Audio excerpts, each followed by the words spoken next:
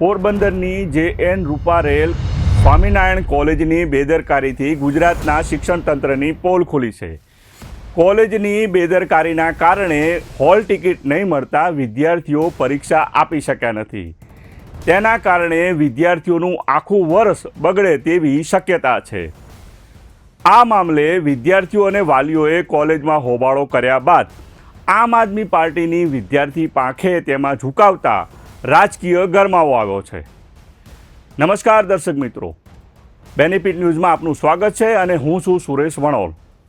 આ મામલાની વિગતે વાત કરીએ તો પોરબંદરની જે.એન. રૂપારેલ સ્વામિનારાયણ કોલેજમાં MBA સેમેસ્ટર 1ના 42 વિદ્યાર્થીઓને પરીક્ષા કેન્દ્રમાં પ્રવેશ નહીં મળતા તેઓને રડતા મોઢે ઘરે પરત ફરવું પડ્યું હતું. કારણ કે કોલેજના ઇન્ચાર્જ પ્રિન્સિપાલની બેદરકારીના કારણે GTUની પરીક્ષાની હોલ ટિકિટ મળી નથી. નિયમ મુજબ પરીક્ષા પૂર્વે વિદ્યાર્થીઓને હોલ ટિકિટ મળી જવી જોઈએ, પરંતુ 42 વિદ્યાર્થીઓની હોલ ટિકિટ જનરેટ જ થઈ નહોતી. વિદ્યાર્થીઓ પરીક્ષા આપવા ગયા ત્યારે તેમને સમગ્ર બાબતની જાણ થઈ હતી. તેથી વાલીઓ અને વિદ્યાર્થીઓએ કોલેજ કેમ્પસમાં હોબાળો કર્યો હતો. વિદ્યાર્થીઓ સાથે થયેલા અન્યાય સામે આમ આદમી પાર્ટીએ પણ બાયો ચઢાવી વિરોધ નોંધાવ્યો છે. આમ આદમી પાર્ટીની વિદ્યાર્થી પાંખના પ્રદેશ પ્રમુખ ધાર્મિક માથુકિયાએ કોલેજના ટ્રસ્ટીના ટેબલ ઉપર બેસીને જ્યાં સુધી ટ્રસ્ટીઓ હાજર નહીં થાય ત્યાં સુધી તેમના ટેબલ પર બેસી રહેવાની ચીમકી ઉચ્ચારતા કોલેજના ટ્રસ્ટીઓમાં દોડધામ મચી ગઈ છે.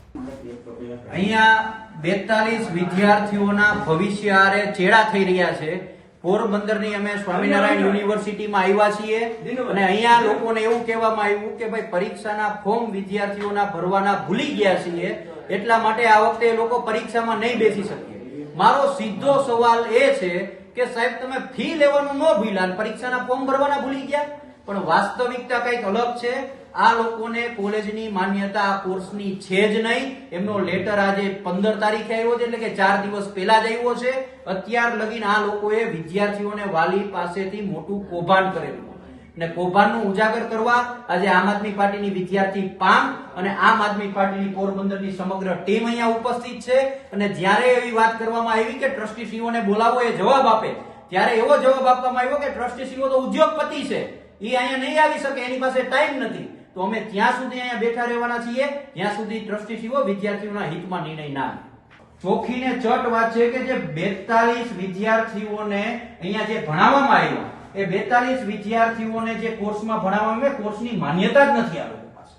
સાહેબ, કોર્સની માન્યતા ન હોય તો વિદ્યાર્થીને એડમિશન અપાય? આવું તો હવ લોકો જાણે, ભણેલોય જાણે અને અભણેય જાણે. છતાં પણ 30,000 જેટલી ફી વસૂલી લીધી છે અને આ વિદ્યાર્થીઓને એડમિશન આપી દીધું. અને જ્યારે પરીક્ષાની વાત આવી ત્યારે આમની પાસે લીગલ સર્ટિફિકેટ નહોતા, એટલે આ લોકો પરીક્ષા દેવા નથી. આજ 42 વિદ્યાર્થીઓનું ભવિષ્ય બગડી ગયું છે અને હજી પણ આ લોકો સ્પષ્ટ જવાબ નથી આપતા. હું તો એમ કહું છું કે આ સરકારની સર્કસ છે. આવડા મોટા કૌભાંડો હાલે છે, છતાં પણ એમને ખબર નહીં પડતી હોય કે આ વસ્તુ આવી કરાય.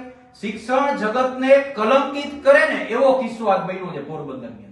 અમે સમગ્ર ટીમ અહીંયા બેસવાના છીએ જ્યાં સુધી એ લોકો ટ્રસ્ટીગણ અહીંયા વાતચીત કરવા ના આવે, અમારી રજૂઆત ના સાંભળે, વાલીઓની રજૂઆત ના સાંભળે, ત્યાં સુધી અમે સતત અહીંયા બેસવાના. અરે આ લોકો કેટલા નફટ છે. 42 વિદ્યાર્થીઓને ઓપ્શન આપે છે કે ભાઈ તમે છેલ્લા આવતા વર્ષે 12 પેપર એકારે આપી દેજો અથવા 6 મહિના જવા દો, આમ તેમ. અરે કયા વિદ્યાર્થી છે, કઈ રમકડા છે? તમે કયો એમ કરે? એ લોકોએ તો ફી ભરી હતી, લીગલ એડમિશન લીધા હતા. અને બીજું, લેટર વગર ચલાવતા હોય એ ખૂબ મોટી ભૂલ છે. આ ભૂલ નહીં, હું તો કહું છું કે વિદ્યાર્થીઓને વાલીઓની છેતરપિંડી આ યુનિવર્સિટી દ્વારા કરવામાં આવી.